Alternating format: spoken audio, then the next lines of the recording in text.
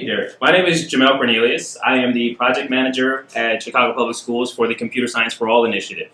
What I wanted to do is come to talk to you guys today, one, about the Computer Science for All initiative, just to let you know some of the things that we have going on at Chicago Public Schools to help develop more young people into be thinkers and creators like yourselves, and also give you a little bit more information on something that's in the very near future, which is Hour of Code. So show of hands, who in the room has heard of the Computer Science for All initiative? Got one from Microsoft, awesome. We've got two, fantastic. Three, great. So I get to be the first person to tell you about it.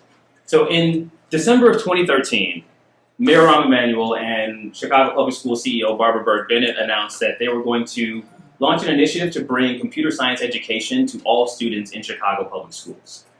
So with this, we launched a partnership with Code.org, and we've developed a K-12 curriculum scope and sequence to help bring computer science education to all students in the district.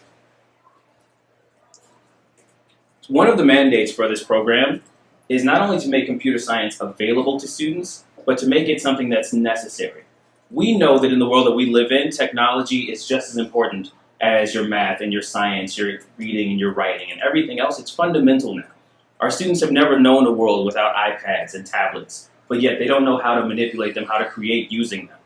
So what we aim to do is level the playing field and help our students in these public schools get the opportunities that other students are paying thousands of dollars in private schools to do. So with that, our students are going to have exposure to K-8 computer science in the early grades, and computer science in high school will become a graduation requirement within 5 years. So Chicago is the first major school district to take on K-12 computer science education. We launched this past year. In our first cohort of schools, we have 46 schools serving over 15,000 students in K-12 learning computer science, many for the first time.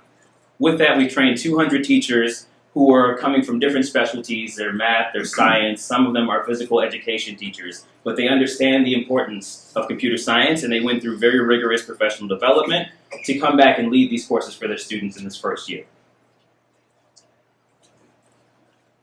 The goal of Computer Science for All, like I said, is to have computer science be a graduation requirement within 3 years, and also to offer up AP computer science and increase the number of young women and minorities engaged in computer science.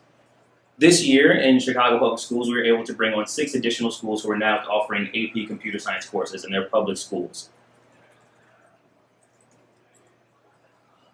So one of the things that we've done to help both launch the initiative and also spark interest in our students is introduce them to the Hour of Code.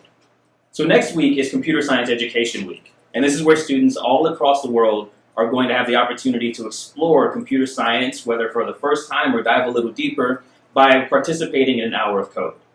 Through this, we've partnered with Microsoft, we've partnered with Code.org to offer these tutorials to our students that allow them to learn entry-level JavaScript, allow them to understand and demystify the world of computer science so that they know it's not something that someone does in a back room at Google, it's something that any and everyone can do.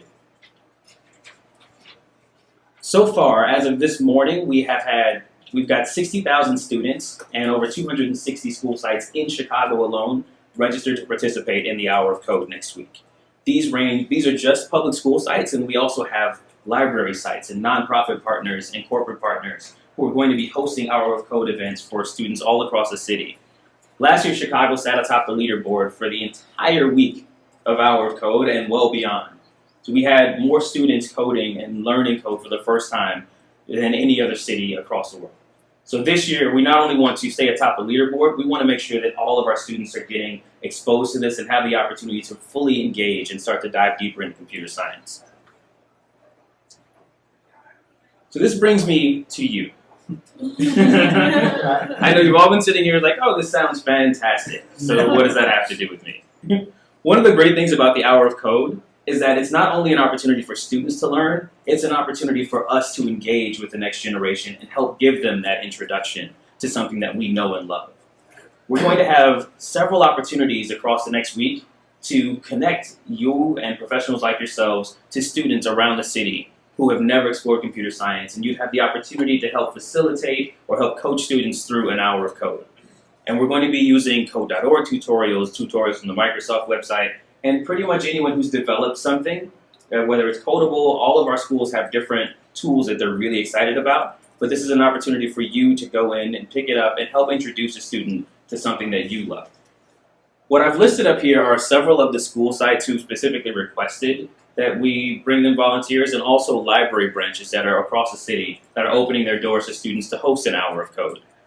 And these are all going to be opportunities for you to go into the schools or go into the libraries and engage with groups of students from our public schools and help them learn a little bit more about the world of computer science. What I'd like to do after the end of this session is actually pass out. We're going to go old school and pass out a, a sign-in sheet, because we have over 260 opportunities, and we want to make sure that you are going to be matched with the one that best fits your location and that best fits the time that you're available, the days that you're available to work. So we're going to be passing around those sheets after the session. But this overall is Hour of Code. We're hoping to continue to keep Chicago atop the leaderboard, but more importantly than that, we're hoping to give our students new skills and an opportunity to be exposed to a skill set that they didn't think or know that they had. So with that, I'd like to open up the floor for questions. Do you have questions about the Computer Science Education Week, Hour of Code, or any of the locations that we have? So when you talk about, first of all, I just want to say thank you for coming to this space. I was just going to jump to my question. Thank you guys for having me. I think this is really great and exciting. And I definitely want to give at least an hour. I guess that's what you're asking for. So I guess my question is around when you talk about like the computer science education requirement, what does that really mean? Does it mean that you will like have more of a theory-based sort of curriculum, or will it be more like application-based? Like, is the goal to develop an app at the end of your high school career? Like, what does that look like? I know that may be a huge question. It's a great question, and the answer is yes.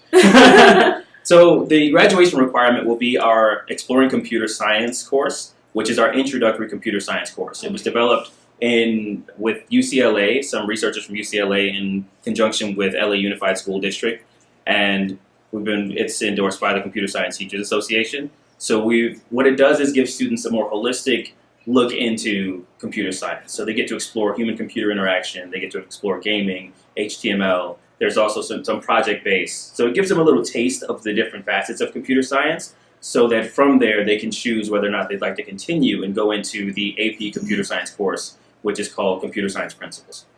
So what it will do is just give everyone the Math 101 version of computer science. It'll give you that introduction to the things that you need to know at least exist, and you'll have a chance to try them. Great question. Thank you.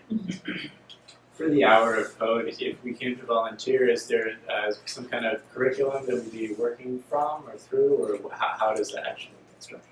Absolutely. So for the Hour of Code, we want to make it as turnkey as possible. And what we have here are these tutorials that are on code.org/learn.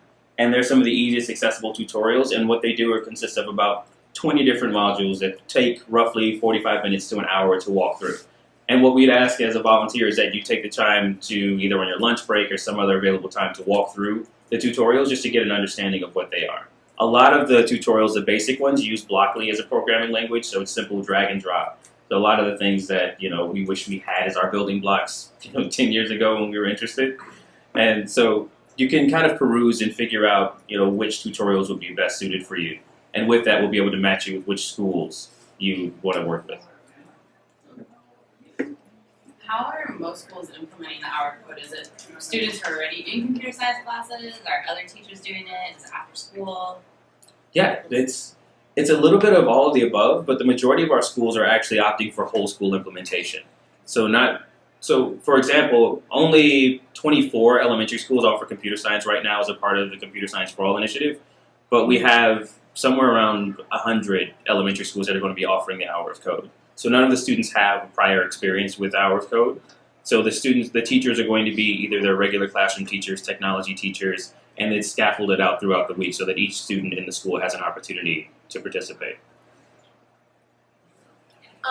Is there a math prerequisite? And I guess a slightly different question, what type of investments are being made to either bring computers or hardware to school to enable children who don't have access to computers in their home to be able to really keep up in it? Great question. So, and this is again referring to the high school graduation requirement. Yeah. Yeah. So there isn't a math prerequisite for the computer science course. A lot of the basics that it covers will, have the students will have that baseline coming out of 8th grade and into their freshman year, and the majority of the schools in computer science for all are offering it as their sophomore year course. Oh, okay. So there isn't a math prerequisite. As far as infrastructure goes, we try to work with, as a team, we work with our schools to make sure that they, one, have the infrastructure technology that they would need and the infrastructure around it, the bandwidth, et cetera, to operate the program. And we have a lot of fantastic teachers who are willing and able to stay a little bit later, after school if they're working with students on their homework or if they need additional time and tutoring. So that's one of the ways that we work around, making sure if students don't have the technology in their home, that they still have access to, technology to actually complete the tutorials. If we sign up today, or actually when we all sign up today, are we going to be, or will you put us in touch with the teacher ahead of time so we can ask them questions, talk to them, and I don't know, so that's, just so we're like, hey, I'm a random person at your school.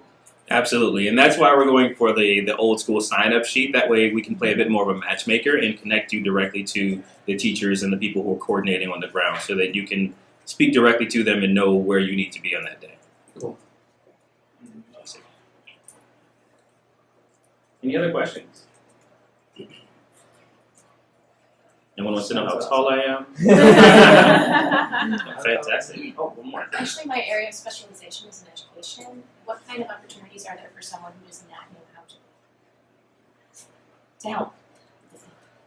Yeah, that's a great question. What type of opportunities would you feel you'd be best suited for? I do marketing and PR for schools, for public school systems. Districts. Interesting. I think this would be a bit off the beaten path, but if you, Okay. I think we have a. If you go to that code.org/word, you're going to see that some of the coding languages aren't really languages at all. It's something that you literally could pick up sitting down with it for maybe 45 minutes, and then adding to that your marketing background. Talk to them about design. Talk to them about what makes things stand out. Yeah, absolutely. That was pretty much what I was going to say. I don't have a computer science background, and I've been able to go through the tutorials and really understand them. But also, as a Marcom professional, you'd be able to kind of segue this into, what it's like to build a site using WordPress, because those are the things that you manage. And what's the real world application for, this programming language, even if you don't want to be a programmer. And there's nothing on this site that says that only children are allowed to learn. So anybody can use this as an opportunity. Honestly, the best way to actually be the best way to learn things on your own is actually to have to go through the process. Man, I gotta teach this to someone else. I better learn it, right? Yes. And that's oftentimes when it's fresh in your mind, it's easier to explain to someone else because if it's something that you've known for 10 years, things just sort of come, you take it for granted, right? Oh, right, of course. You didn't know that? Well, I forgot that I didn't know that. I do community relations and for public schools, so this is actually the first time I've ever met someone who is pro FOIA. This is new for me. We're usually shut it down. That's great. No, I really. Yeah, no, that was a fantastic question. And, like Derek said, it's one of those things where I had never really experienced it, and I was like, okay, let me figure out what this really is before we dive into it. So, if I'm working with students, I really understand it.